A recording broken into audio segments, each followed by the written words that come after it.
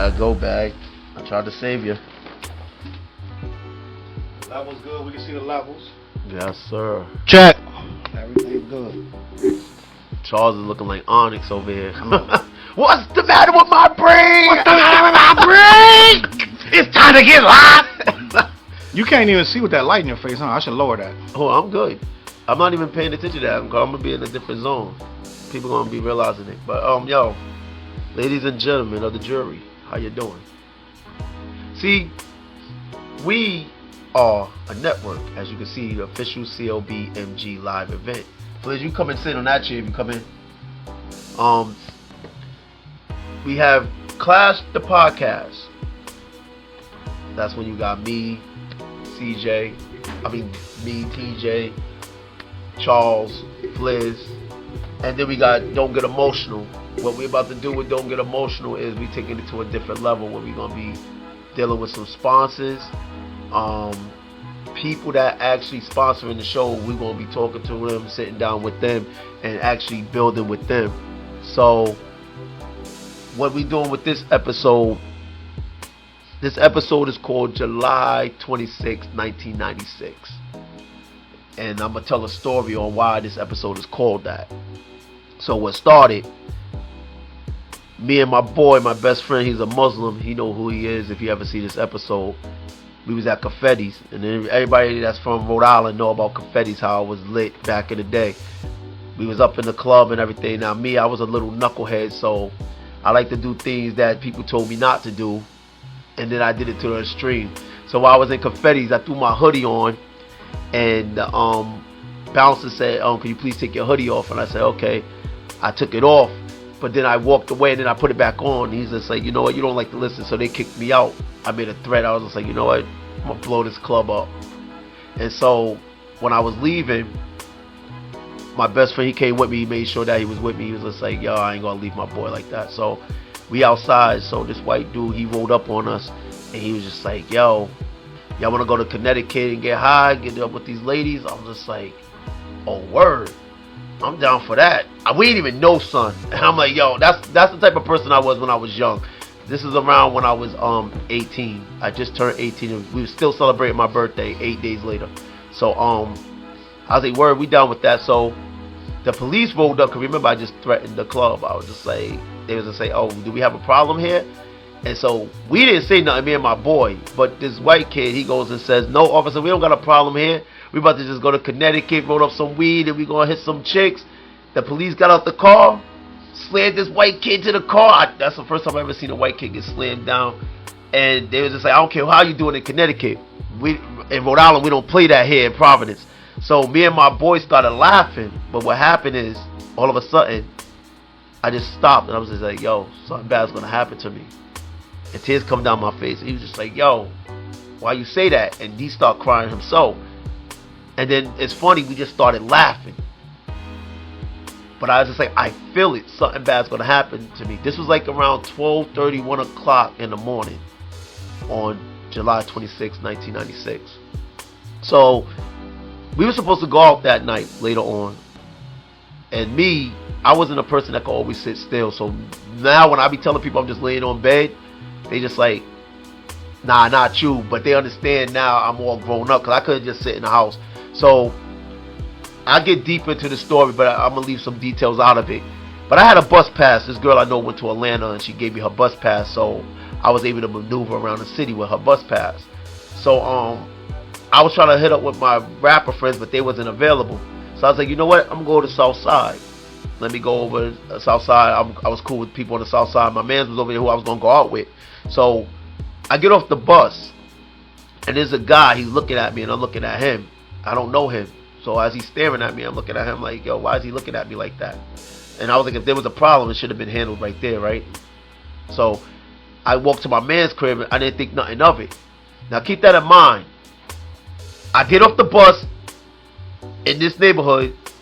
I'm looking at this dude. He looking at me. I'm looking at him. If he had a problem, don't you think the problem should have been handled right there when it was just me and him? I'm in his neck of the woods. So anyway, I go to my man's crib. I'm like, "Yo, let's go. I was always into females. Like, let's go find some females. He's like, yo, we gonna do that later. I was like, nah, you know me, I can't wait. Let's go. So I walked down the block. Me and him, we walking down the block. This is Broad Street. So as we walking down the block, I was cool with everybody. I was all over the place, rapper, you know what I mean? We doing it.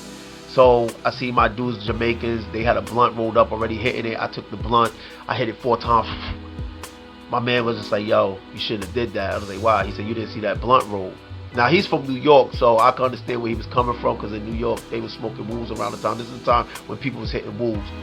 And I was like, you know what, you're right. But I didn't pay no mind, because I was a smoker then. So we go to DJ Curdy Cut shop. Now, if you're familiar with DJ Curdy Cut, he was one of the livest DJs in Rhode Island at the time. And he had his own shop. So we went to his shop, and we sitting there, we having a good time, enjoying ourselves, right? Now, I don't know if that blunt was lace, but I was so high, I was doing things that I didn't understand what I was doing. Like, one of the things I did is, I remember I walked out the store, went outside, and looked back into the store. I don't know why I did this. So now everybody put your seatbelt on, because this is when the story's going to get real. So what happened, I hear a bottle break. I turned, and I looked, and who is it? The dude that I seen when I got off the bus, and his mans. Now his mans had his hand under his shirt, like if he had something tucked, if you know what I mean. So when I seen that, I was like, oh shoot, I'm about to get shot in broad daylight. And so he comes to me, and I'm sitting there like in my head, I'm trying to map this out, like, yo, how am I gonna get out this situation? So I'm like, my man's right here, he's with me. Somehow he was outside. So I was like, if I hit this dude in front of me, or the dude with the gun, I need him to hit somebody, because I'm like, I don't want to get shot in my back or whatever. So in my head, I'm like, yo, should I hit one of them and run? Or what should I do? So I chilled. So the guy, I ain't going to get into the details of the conversation. I'll explain that later. But he was talking with me. But I could see, because he asked me, do I know him? I was like, I don't know you. Why are you on my face? And there was no tough guy stuff. I was just like, yo, why are you on my face? I don't know you. And he was dealing with something, because I could see he was talking to someone, to himself and everything. So I'm sitting up there thinking, I'm not worried about him. I'm worried about the dude with his hand tucked, because I'm like, yo, he's about to shoot me. So remember, I told you a bottle bust. Now, let me pause for the cause, because I got to put a little laughter in this. There's a scar on my neck. And I love to hear what people always say, how I got the scar on my neck. They say, did you get bit by a dog? Did some female bite you? They make jokes. Charles said today, did you have ringworms? So there was always a joke on how I got the scar on my neck. And this is what this story is about. How did I get that scar on my neck? So back to the dude. So as he's talking to himself, he just said something like, you ready? So I thought we was about to fight. So I'm squared up. But remember, his man, I don't know what he got on him. My man froze up. So I'll just say, I'm by myself. So whatever's about to happen is going to happen. And people, when you're in some real life situation, there's no theme music and no dead. It's like, yo, it's real life. Like, you like, oh, whatever's going to happen is going to happen. So I'm squared up thinking we're about to fight. We're talking about let me go. I'm like, let me go, whatever. He swings. Now me, I seen the fist. I didn't know he had a bottle in his hand that was busted. So when he hit me with the bottle. And I was like, ha, you missed. But then all I seen was blood come, because I was like, I felt something, but remember, I was high. I felt something. I thought it was the fist, like hitting me, not the bottle catching me. And then blood just started coming out like a waterfall. I was like, oh shoot, what the hell? So in my mind, I was just like, why am I bleeding? Did he hit my face? Like, what's going on? Like, what the hell's happening? Like, why am I going through this? It's 8 days of my 18th birthday. So I'm trying to figure out what's going on and everything. Curdy Cut, rest his soul, rest in peace. He put me into the store because I remember when the dude was trying to hit me with his speaker, and he kept him from doing that and everything. Because I'm sitting there like trying to figure out why am I bleeding, what's going on. People looking at me, but they couldn't even look at me. So I was just like, oh, this dude cut my face. I was angry because I was just like, oh, he just made me ugly. I'm like, yo, nah. And they was just like, nah, you can't go nowhere. You're open. I didn't even know what it meant, but again, by watching people looking at me, and they couldn't even. I watched the dude do this with his face, like he couldn't even look at me. So I was just like, okay, what's going on here? Here I am, trying to evaluate everything, process everything. Like, what just happened? Why did this happen to me? What did I do? Whatever. So I sat in the chair and I asked my boy, yo, what happened to you? Like, why did you freeze up? I'm not a street dude, but I've been in the streets. And I was like, I can't put all my anger towards him, but I was just like, you were supposed to be my man. You were supposed to help me. And I'm processing this. So I said to him, because I didn't know what was going on. I didn't know what was happening. We sat there. Everybody's calling the paramedics, the police. Nobody showed up for a while. And I was just like, you know what? And this is a true story. I said, if I die, I die. I don't even care. And I put my head down to die. So I'm sitting in the chair like this, 8 days after my 18th birthday. And I'm just like, yo, what's going on, God? Why did you allow this to happen to me? Help me understand, because I don't understand this. But I was ready to die until I got this thought in my head. You never had a child. And if you die, no one's going to tell your story like your child would. And let me pause again for the cause, because you know what's so funny? The people that all know about this story, if I would have died, I would have been a tattoo on their arm, chest or something, because I was revered back then. Like, people loved me enough. Like, this has almost started a problem because that's how much people love me. I was telling Charles earlier that that contract that me and Fliz signed, I got out of that contract because of this problem, because it almost became bigger. But I was just like, I told people, leave it alone. I'm alive and breathing. Because it wasn't about no revenge, nothing. Because I was just like, I don't know what happened, how it happened, but I'm going to explain what happened. So, the thought of me having a child actually woke me up and said, I have to live for a child that I don't even have. Now listen, it's what's ironic about the story is I'm 45 years old right now as of today, and I don't have no child. So to even think about that then, it was crazy. So Curdy Cut, rest his soul again, said we gotta get him to the hospital. I don't know if he thought I was delusional or whatever. He's like, yo, we gotta get him to the hospital. It took him too long. So he put me in his car and drove me to the fire station on Broad Street. So as soon as we get there, the paramedics look at me. This is when I knew how bad the situation was. When a paramedic looked at me and said, this world is ugly, oh my God. I was like, oh, this is it. It's crazy. Because I was like, he shouldn't have been. He started crying. I was like, wow, that shouldn't have been happening. A paramedic who's used to seeing stuff like this, crying. Police like, you want to press charges? I was like, press charges on what? I was like, I'll press them, but I don't know to do or whatever. So we go to the hospital. I'm gonna give a little insight to it because this is what kind of person I always been. If you think I'm funny, because when they took me to the back, they were just like, did you have any drugs or alcohol? I said, yeah, I had a blunt, and the only alcohol I had was from the bottle when he stabbed me with it. So that's the type of person I was, and people that know me will always say that's how he always been and stuff. But I thought it was a mistaken identity because I didn't do anything for somebody to come at me like that until I figured out what happened with the story. So what happened, I ain't gonna tell what actually happened because I'm not even sure what happened with somebody else. But I got involved in something that I had no business getting involved in. So the whole story is this. Some kid got jumped at a school I used to attend. I just went up there to visit the school. I went to the school to a visit. I watched the kid get jumped. I knew the kid's brother. So I just told the kid, brother, yo, your brother just got jumped. They was just like, let's go to the school and report it.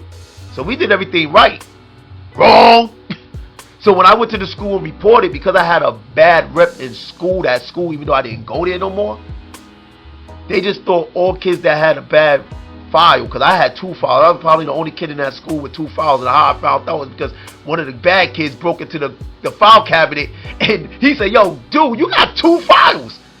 He said, you're the only person there with it. I used to get suspended. I'm surprised I never got expelled, but I did get suspended. It's school suspension and everything. It wasn't really nothing stupid. I just did, stuff real bad. I just did stupid stuff. So, what happened is the principal knew who I was. Something happened to the kid that the kid got jumped. He had a fight with a kid. Something happened to that kid. And eventually the guy that stabbed me brother. Now I knew the guy who stabbed me brother. I didn't know the other kid. I don't even know what happened. But somehow the principal involved me because the police got my name from the principal. Rest her soul too, she passed away. She slipped on some ice. I don't know. I'm not into the revenge game. I ain't gonna say God karma or whatever. I don't do that. But that's what happened to her. But she gave them my name. Now, everybody that knows me when I was younger, I worked at LMAX. I would just go to work, school, and I tried to even dab into McDonald's. But I was a working person, getting my money, having fun. Me and Fliz was doing our music. That's what time we was on. I wasn't on no street stuff, anything that involved any type of bad activities. I was always at work, and I'm going to prove my point too. So what happened is the police was going around questioning a whole bunch of other people. They never questioned me. Well, what doesn't make sense is when they went to my house, my family always knew I was at work, so they could have came to work and seen me. I wasn't hiding nowhere. All my friends was telling me, friends from where I lived on the east side at the time, and friends on the south side, because I hung on the south side more than I did on the east side. They were saying like, yo, the police are looking for you.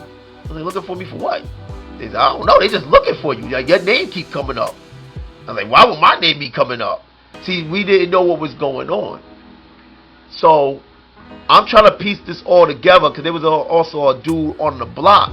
This is going to show you like some people really didn't care for me, because this one dude on the block was like, yo, he said, you gave the police my name, but the dudes that I ran with, they was like, you're not touching him in front of us. Like, that's our people. So you got to go through us. And he was like, you gave the police my name. I was like, dude, I never sat down with no police. What are you talking about?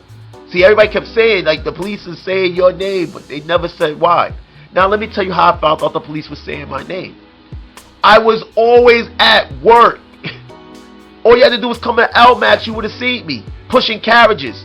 Listening to Wu-Tang. Wu-Tang album was out at the time. How I found out, there was a cop who part-time job was at the job I worked at. He asked me my name. He said, what's your last name? I told him. He said, you know you're wanted by the police? I mean, what are you talking about? But he's a cop. Why didn't he arrest? Because he knew whatever they wanted before, he knew I wasn't capable of doing, because I was always at work. Always at work. And when I wasn't at work, and the situation at hand, whatever happened, I'm not going to talk about what happened, but the situation at hand, the day in question, I hung with older people when I was young. When I was 17 years old, I was already going to the casino, because I hung with older people that was taking me to the casino, taking me to older parties. I was with an older couple at the movies watching Batman with the Riddler and Shorty. Batman. That Batman was corny, but I was there. Like I said, I was 18 I just turned 18 hanging with older people doing older things, because I love to be around older people. But that's how I pieced all this together, because I was like, oh, so the principal gave them my name, and they affiliated me with something that I had nothing to be affiliated with. So this kid, because they never interrogated me or whatever, they must have told him I did something that I didn't do. This kid thought I actually did it. Now, we actually sat down face to face one time, and we talked, because I was like, whatever you think I did, I didn't do. And the reason why I didn't think about revenge, and I'm going to tell you why, this is the reason why this podcast is existence. I always believed in God, and when I asked God, why did this happen to me? What did I do for this to happen to me? Because I never harmed nobody, especially not to that level of them losing their life. I might have got into some fights, but I never put nobody in no danger like that. And stuff. So for y'all that was sitting there and wondering what happened, how I got that C on my neck, it wasn't no dog bite. No girl bit me. Some dude cracked a bottle and actually stabbed me in my neck. Now, for y'all that don't know how serious this situation was, I had to go see 10 specialists because they told me you should not be alive. Because it's next to your jugular. I think my jugular, like I said, the way the blood came out like a waterfall. I'd never seen that much blood ever. It was like down my, like I had on a white and blue jacket. That joint was maroon. That's how much blood. I was trying to, when they was, and I love, remember the racist shirts? Y'all remember the racist shirts that they used to have back in the day? Racist shirt with the checkers flag? Oh, yeah, but I had a banging one. They had to cut it. I was like, don't cut my shirt. I like this shirt. They think this shirt's damaged anyway. That blood ain't coming out. So they had to cut the shirt, whatever. But, so that's what happened. July 26, 1996. Now, let me backtrack to the hospital. What happened when I woke up. When I was in the hospital bed and I woke up, and my hospital room was filled with people crying. And the first thing I did after I watched the TV, because I didn't see them yet, I looked at the TV. Atlanta just got bombed that same day. And that's when I was like, this world is ugly. Because I looked at the TV and I was just watching the TV because I was like, why is the TV on? And Atlanta got bombed. Then when I looked, I was like, oh shoot, it was a bunch of people in my room. And they'll tell you, whoever was in that room, know this story. I did this in the bed and look to the right. They say, why are you looking over there? I said, if he ain't next door to me, leave him alone. The dude that hit me, don't touch him, leave him alone. I was never worried about revenge. For the simple fact, I was just like, if it was meant for me to die, I told him that if it was meant for me to die, then y'all could have got revenge, but I'm alive. And like I said, everybody that was a part of that story, they're not even in my life no more. So, this conversation, don't get emotional, is going to be more on, because the reason why Charles is sitting here is because I want him to tell a story about him surviving cancer. We're going to have serious conversations like that. We're going to have funny conversations as well. We're going to have sponsors. CLBMG is sponsoring this one right now. That's why you see the shirts on. You see the flag there. This is what it's going to be about. And a lot of people wanted to know this story, like what happened. And I'm telling these stories because I want you to know how I became the man that I am. Why I have such strong faith. Why I do what I do in helping other people. Because again, to recap this whole story, what happened was my name got caught up in the mix of something that I had nothing to do with. If I did do it, I wouldn't even be telling this story. But I had nothing to do with what happened. My name got caught in the mix and I almost lost my life for something I had nothing to do with or had anything to do with me. And me, I forgave the guy, because there's another time when I seen him and I was with my best friend who was looking for him, and I was with a gym partner, and I was with my ex-girl. We walked in the supermarket and he was sitting there right by himself, and when he seen me, he was like, oh shoot. And my boy was ready to rush, and I grabbed him like that. I went to him and I said, no, you're forgiven, we at peace. And I hugged him. My ex-girl would hear the story. She's like, because she said, you gotta be the dumbest dude I ever met in my life. She said that for real. She'll tell you the story. She was right there. We was all in the supermarket. And I was just like, listen, I'm alive and breathing. That happened when I was 18. I'm 45. Look at what I accomplished. Because here's the thing, y'all. You get revenge. You think I'll be sitting here right now telling this story? Because I'd have been out. That was my plan. I was out of here. But again, I said, Lord, you in control. What happened?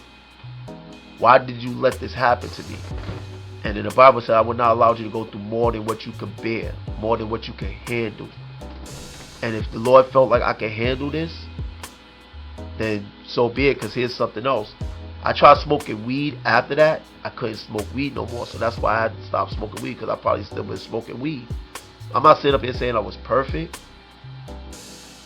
but it did help me understand how important life is and don't take it for granted. Because there's a lot of friends that fallen around that time also, and people was trying to tie the two together, and I was like, nah, it has nothing to do. We don't know what was going on at the time. But once I put all the pieces together, I realized I'm not mad at that man, because that man think I harmed anyone in his family. I can't feel upset about how he felt, because when you got officials telling you I did something I didn't do, he's going to feel the way he's going to feel. He's going to retaliate the way he wanted to retaliate. But I could tell you, honestly, I didn't do what people said I did. Because again, the only people that can actually say I hurt them is women I didn't marry. Because I never stole from nobody. I never did nobody wrong in the sense of anything of that nature. Because if you don't believe me, you can ask Fliz. Me and Fliz been brothers since we were 16. Me, him, and Scott. And these dudes would tell you I always been there for them. I never did anything wrong to them, because again, that's not my nature, that's not my character. I want to see the best for people. So that's the story. That's what happened. I'm alive and breathing. I'm able to tell the story, and that's why when everybody see me, they say, how you doing? I always say living, because again, if I wasn't alive, what matters? It doesn't matter how much money you have, your possessions. When you're not alive, you're not alive. So I didn't want to make it so deep. I just wanted people to understand that story, because a lot of people wanted to know that story. And was I angry when it happened? Oh yeah. Did the human nature of me want to be revenge? Oh yeah. But the spirituality of me was just like, you know what? God got it. It's in his hands. And whatever he's going to do for me from this moment on is what he's going to do. And the man that I have become to this day, if that didn't happen, I probably wouldn't even be alive, because the way I was living at the time, I was living a reckless life. I was very spontaneous. Like you see, like I said in the beginning of the story, I was about to go to Connecticut with a guy I didn't even know. He could have been Jeffrey Dahmer. I didn't even know that.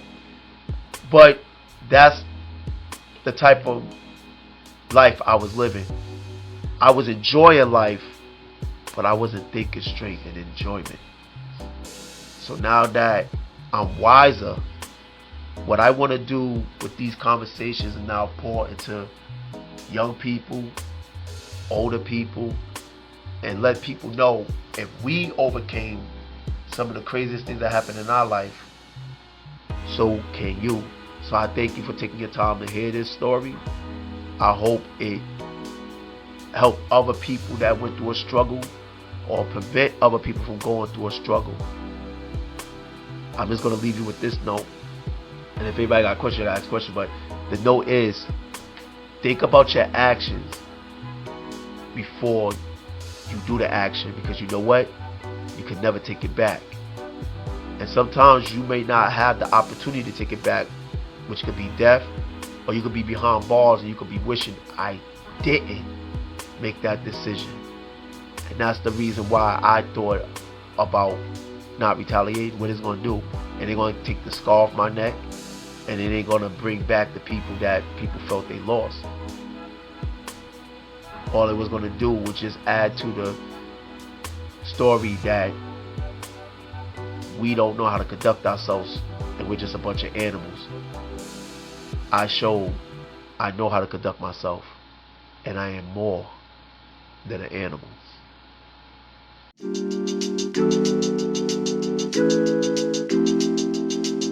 Even when there's days you don't want to get up, you just have to find a way to make it through.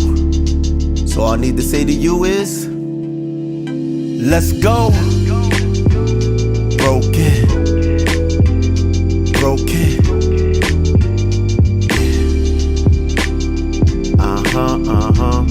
Can I find my way? Can I find my way? find my way. Sing, girl.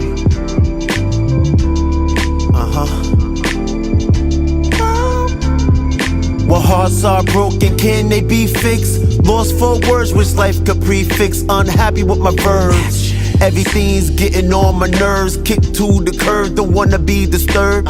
While I'm drinking all night to get my mind right. Left is my life. Take another shot left. Would it get me right? Magua can't stand the light. Does that make him gremlin? Masquerade, a happy person. Far from my spot, wish I could reverse in. I don't get it, when dealt a bad hand and have to live with it. Remember so much, why can't I forget it? The past or the future, which one will hurt more? Didn't perform well, don't want an encore. Once was an apple, now I'm bitter to the core. Should I say more? How long would it last me living Mr. Glass? Catch out 9 lives, will have one to crash. Is it an accident for me to be here? Never met my father, how could I be rid? Cry so much, don't have any more tears. My house been broken in, car was broken in, shoes are broken in, relationships broken. Having no money can leave you broken. That's why in misery I'm so thin. Bottle in my hand, think before you open. My house been broken in, car was broken in, shoes are broken in, relationships broken. Having no money can leave you broken. That's why in misery I'm so thin. Bottle in my hand, think before you open. Program I live, need to be deleted. Where's the reset button at when you need it? At least can I pause? Let me think for a minute. Second thought, did I just forget it? What an idiot, used to think that was my name. Favorite song growing up, drink away the pain. My mom used to call me a pain in the butt. You're the reason I'm here, so you complaining for what? Was it all because of a nut? Maybe nuts. Lost with no sense of direction. Minus affection plus aggravation. Somehow equals correction. Made the wrong choice, couldn't hear the right voice. Ironic, I'm the voice and no one hears me. I'm broken, praying to God to do something. Has he heard me yet? Do I hear him? Does he answer with curses and problems? I don't know. Am I the reason to solve them? Solutions far away, but death is close by. Time ticks away each day that goes by. Can't wait officially till I say goodbye. People seeking, get no reply no longer. Living this white world a token.